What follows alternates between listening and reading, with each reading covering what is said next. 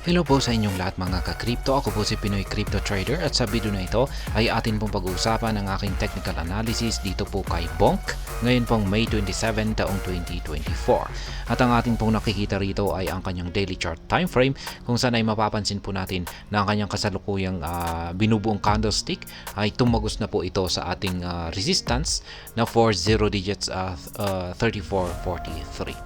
Kaya ayan, kung ito po ay magpapatuloy sa kanyang pag-angat ay malapit na po nitong patamaan yung ating sunod na price target dito sa 40 digits 4282.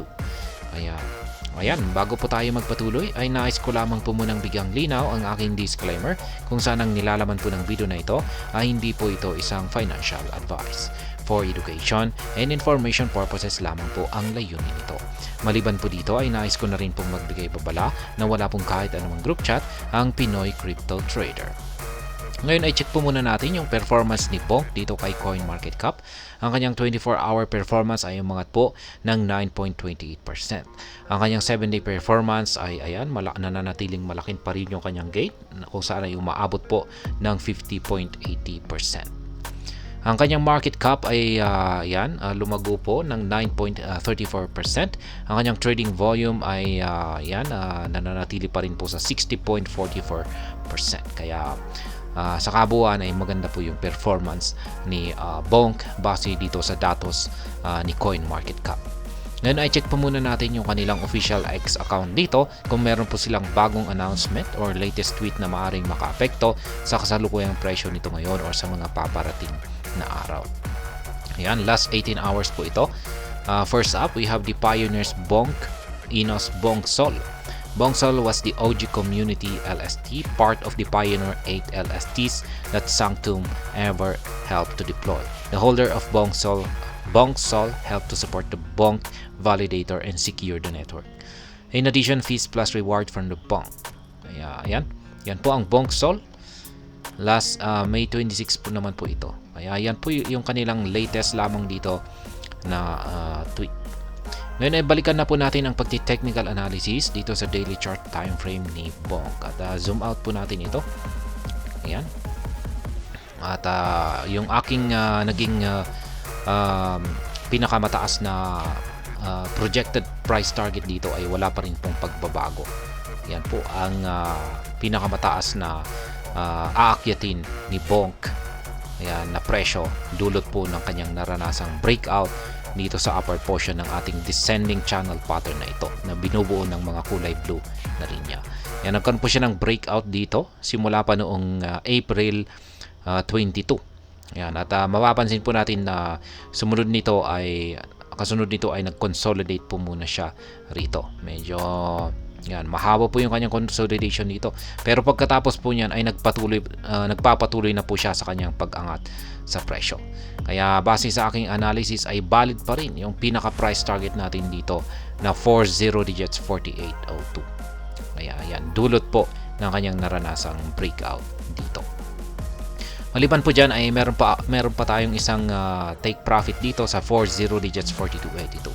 Kaya meron itong dalawang arrow signs na ito, kulay yellow arrow sign na yan ay mga sell pending orders ko po yan or take profit ko po yan sa mga price level na ito. Itong tatlong mga kulay blue naman na mga arrow signs ay mga buy pending orders ko po yan. Kaya sa mga gustong gayahin or kopyahin yung aking mga live trading positions ay ayan po sila. Kaya ayan, at yan na rin po yung aking long term price target kung saan ay nananatili pa rin po na valid. Kaya at yan nga, mukhang malapit na po niyang akyatin or patamaan. At ngayon ay ilapit po natin ito. Ay zoom po natin ito. Ayan, para sa short term technical analysis ko po rito kay Bonk. Magkakaroon po tayo ng adjustment dito. Adjust po natin ito. Isa po pala itong resistance line. Magsisilbi po itong isang resistance line. So kung saan ay kasalukuyan po niya itong binabasag. At sa tingin ko naman ay mababasag po niya ito. Ngayon kung nagkaroon na po tayo ng confirm breakout dito, ayan, sa resistance line natin na ito, ay ayan, magpapatuloy na po siya sa kanyang pag-angat sa presyo. At ayan, patatamaan po niya yung yung nakaabang rito na price target natin dito sa 40 digits 42.82. Kaya ayan po, yung ating indicator dito ay bullish na bullish po. Ang ganda po ng formation ng ating Hall Street indicator dito. Habang humahaba ay yan, nananatili pa rin po na malusog yung kanyang pangangatawan. At ganun din po yung ating QQE mode indicator, kulay blue. Yung kailangan lamang po natin dito na makita or mabuo ay yung lumalaking sukat ng QQE bar formation nito. Kaya yan lamang po yung kailangan natin makita rito sa ating QQE mode indicator. Kaya pag ganyan po yung nakikita natin ay mataas po na ang posibilidad na tuloy-tuloy lamang po sa pag-angat ang presyo nitong si Bong. At base sa aking analysis ay yan po, mas mataas ang chances na tuloy-tuloy lamang po ito sa kanyang pag-angat sa presyo. Kaya yan, zoom out po natin ulit kung saan ay yan po ulit yung aking mga live spot, nananatiling live spot trading positions dito sa aking pag-i-spot trade dito kay Bong. At hanggang dito na lamang po tayo sa video na ito mga ka-crypto. Sana po ay inyong nagustuhan ang aking paliwanag sa video na ito. Kung inyo po itong nagustuhan ay pakiclick lamang po ang like button nito. Para naman po sa mga bago lamang dito, kayo po ay aking inaanyayahan para mag-subscribe.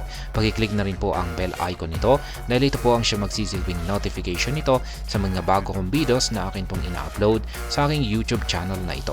Marami pong salamat sa panonood, ingat po tayo lagi at God bless po sa ating lahat.